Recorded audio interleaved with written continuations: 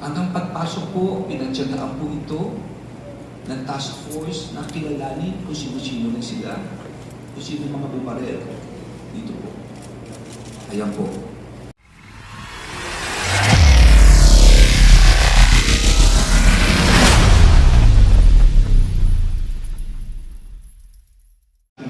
Police, Chief Asurin, no? Sa sama-samang pagdakip po sa taong yan. Yan ay nasa litrato po, nasa screen po. Ayan, si Marvin Alaman Miranda. Napaka-importante ng taong ito.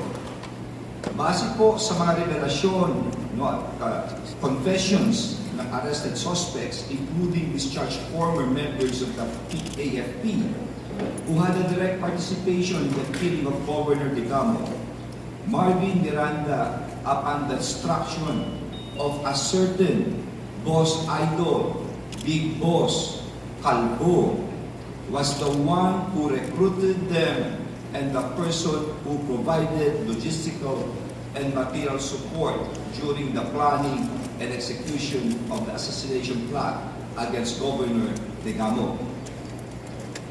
Slide number 2, you will see here that the record shows that Marvin Miranda, who according to reports is a long-time security and bodyguard of Congressman Arnulfo Teves Jr., has previous criminal record and was in fact arrested on June 29, 2020 for violation of Republic Act 10591 or the illegal possession of firearms. Upon Marvin's arrest in 2020, he pleaded guilty to a lesser offense and was sentenced to 1 to 2 years imprisonment and meted a fine of 10,000 pesos pursuant to a judgment rendered by RTC Branch 24 of Calibo, Aklan. Marvin is currently under the custody of the NBI and may probably later the NBI can narrate the facts and circumstances and also with the AFP that led to the arrest of Marvin and other related developments. As of today, the Special Task Force Degamo have so far accounted for 12 suspects, 11 of which are under the custody of the NBI, while the other one died during the encounter with the government forces on March 5, 2023. Andiyan na po sa larawan na yan ang labing isang mga nahuli po natin. We are now at the tail end of our quest for justice and hunt for the masterminds behind the death of Governor Degamo and 8 others and the wounding of many more victims. With the arrest of Marvin Miranda, we are certain that the pieces of the puzzle are almost complete, and we can clearly picture out what really transpired before, during, and after the brazen attack in Pamplona, Negros Oriental, which will eventually help us in unmasking and identifying the main conspirators and masterminds behind the gruesome murder of Governor Degamo and others. Meantime, from March 23 to March 31, 2023, pursuant to a court order issued by the Executive Judge of RTC Mandaue City, composite teams from the PNP, CIDG, the PNP, SAF, Provincial EOD, K9 Unit of Negros Oriental, the 11th Infantry Division, jointly implemented a search warrant against Prime Henry Alipit Teves in a HDJ Bayawan Agri-Ventures Corporation, HDJ Tolong compound located at Barangay Caranoche, Santa Catalina, Negros Oriental for violation of Republic Act 10591 or illegal possession of firearms and ammunition. The implementation of the search warrant resulted in the seizure of 7 long firearms. Andiyan po yan sa screen, yung mga nakuwang mga barrel at ammunition of different make and caliber, different components of high-powered firearms, 9 short firearms of different make and caliber, hundreds of magazines, and around 9,000 rounds of live ammunition of different calibers. The police operative also stumbled upon several IED components while they were conducting the search for the firearm indicated in the issued search warrant. These items were buried approximately 10 feet under within the grounds of the compound, and the searching team had to use backhoe to dig and recover the same. Nakikita niyo po, no, dito sa screen ng mga video, ito yung actual na video na andyan mga kaibigan nating mga media. Maraming testigo, nakita niyo kung paano kalalim ito. Lagpas tao ito. Siguro, kulang-kulang 10 feet po ito. Kaya yung mga nagsasabing planted ito, naku po, ito na masasabi paano ipaplanted, bako nga ginamit namin para hukayin. At tignan nyo ang lupa, napakatigas, no?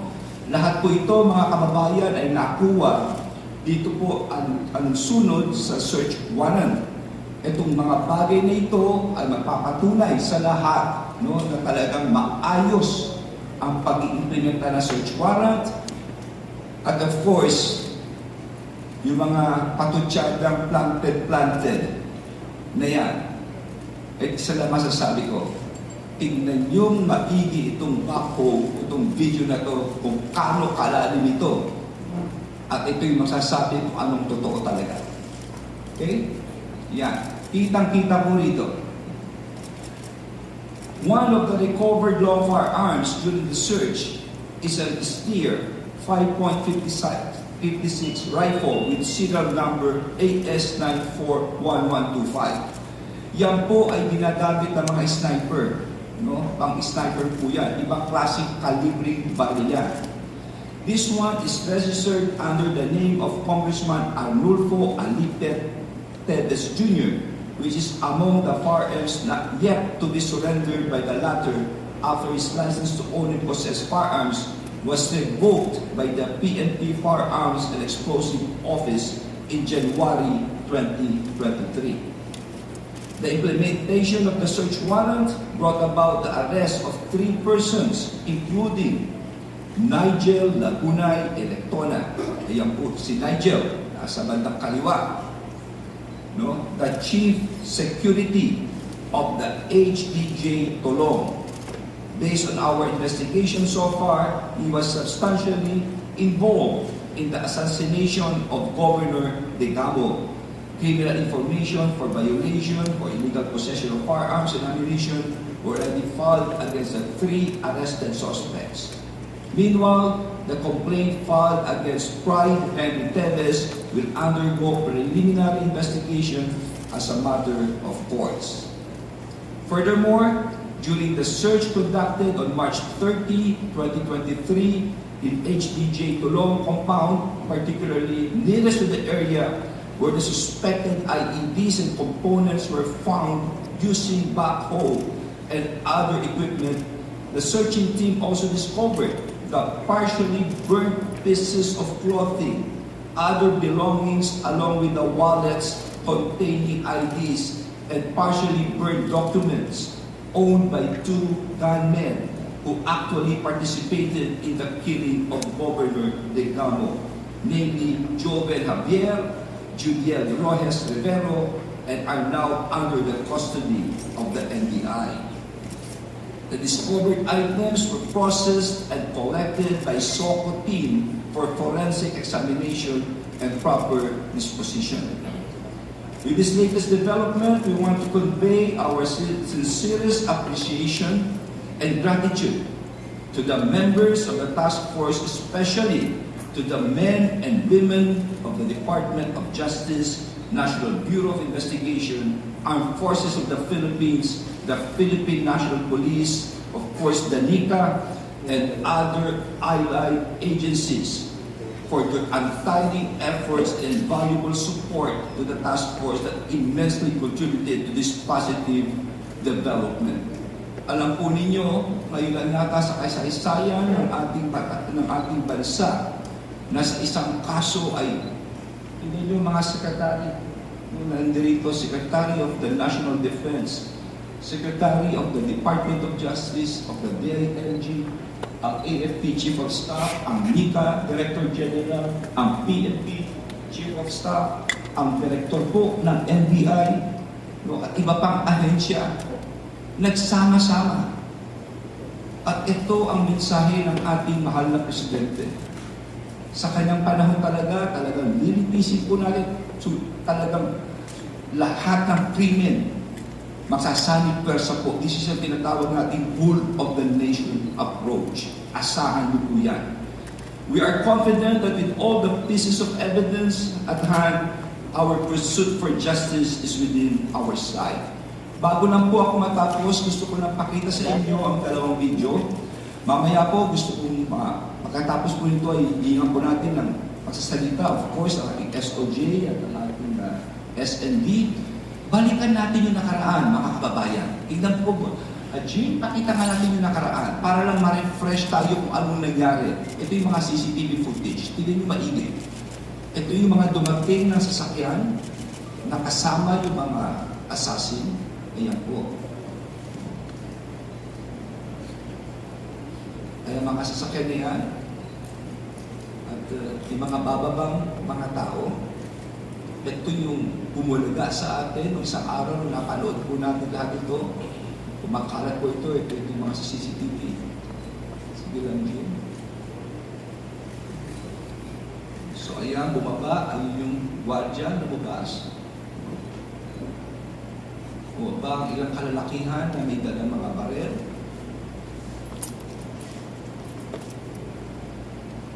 At pagkaba nila, ayan po, pumasok ng compound.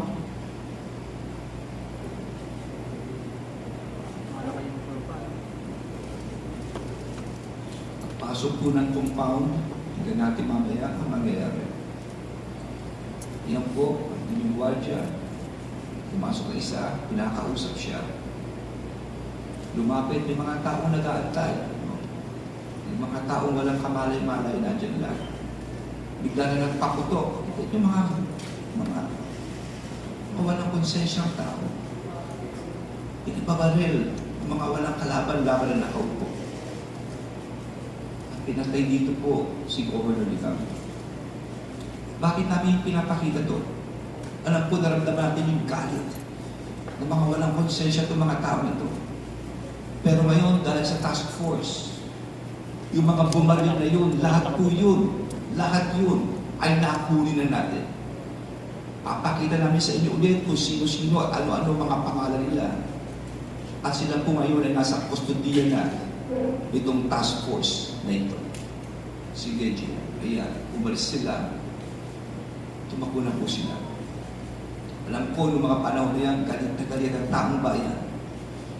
Pero huwag kayong mag-alala, ayan ang bumaba, na-identify na po ng task force si Roel Degamo, Osmundo Rivero Rojas, si Roel Javier Calibo.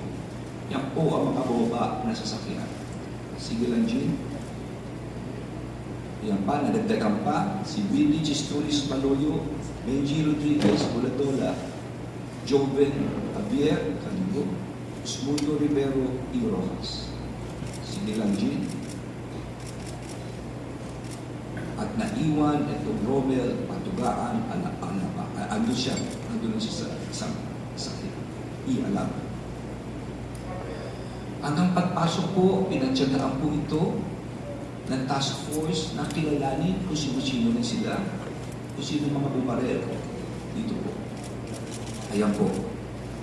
Hindi niyo maigi yan, mga kababayan. Identified itong Benji Rodriguez, itong Yuloyo Gunion, itong Willie Chisturis, itong Osmundo Rivero, itong Joven Javier, at itong Roel Patugaan. Lahat po ito ay accounted. Sige lang. Ayan po mga pinagagawa niya, mga demonyo niya. Kaya tingnan niyo.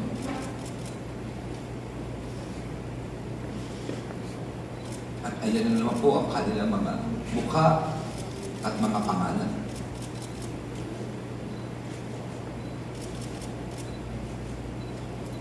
Hanggang sa nagtakbuhan na po sila. Okay. So, okay na, G. Okay. Ito yung pinapakita lang namin para ma-refresh po tayong lahat. Mga Dumaguete, tiga Negros, huwag na kayong matakot. Hindi magwawagi ang kasamaan dito. At sa mga nakikinig, kayong importante dito, huwag tayo papadaig sa takot. At lalong-lalo na, huwag natin ibebenta ang prinsipyo dahil sa pera. Tandaan niyo. Kayo matakot, nandito ang gobyerno. Ang presidente mismo po ang nag-utos sa amin lahat po dito. Makakamtan po natin ang justisya.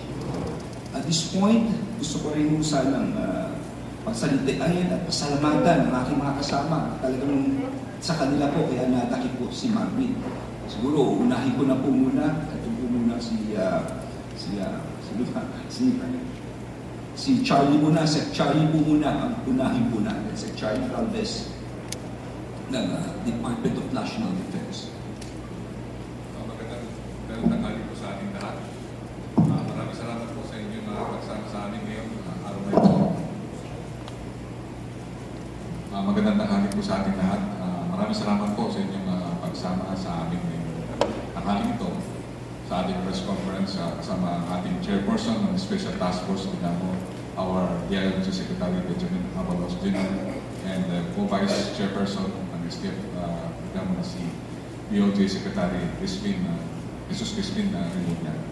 Over the last few weeks, our security and law enforcement agencies have been working tirelessly to get the bottom of the brutal killing of Governor Degamo and several others. With the clear directive of the President, the DND, and the Armed Forces of the Philippines and its intelligence unit, for our part, collaborated with our partners, the PNP, the ILG, and the NBI, and also with the NICA, to help build the case against the suspects. Itong nakaraang Biyernes lamang po, nagpahayag nga po ng ating galang-galang na Justice Secretary na nahuli ng NBI ang isa sa pangunahing suspects. At wala rin pumumpay na maging operasyon ng Joint Task Force Negros doon po sa baba, yung ating mga armed forces at PNP, na mapanatili ang pagtaas ng seguridad ng komunidad sa Negros sa kabila ng nakapahalang insidente ito.